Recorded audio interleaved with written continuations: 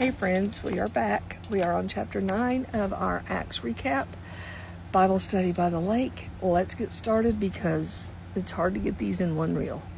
Chapter 9 is the great chapter. This is one of my favorite chapters of the Bible because it teaches us so much. It starts off the Damascus Road.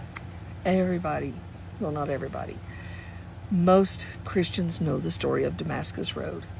Saul, the one who's persecuting the churches, is traveling Damascus Road so that he may persecute Christians again and again and again. But God has a different plan.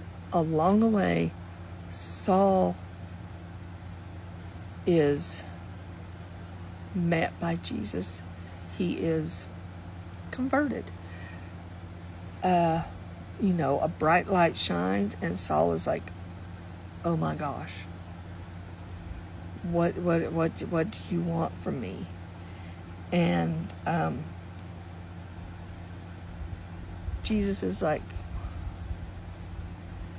I want you to go to this city, and then I will tell you what you're going to do.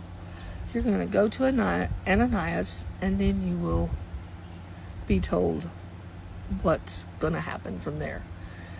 And in the meantime, Saul is going to Damascus. He can't see, so people are having to lead him. Well, in the meantime, God's like, hey, Ananias, got an assignment for you. I'm sending Saul your way, and I need you to convert him into a believer. I need you to pray with him and all the things. And Ananias is like, dude, do you know who that is? He's like, why me? Why do I have to be the one to talk to Saul? God's like, because I said you are. I've come ahead of him. It'll be okay.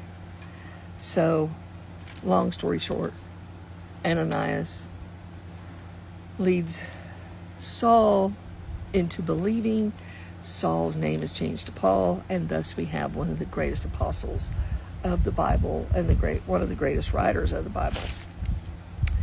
So, in this chapter, we find that this is one of the truest form of God's amazing grace, is his conversion of a mean and cruel man into a zealous disciple of God.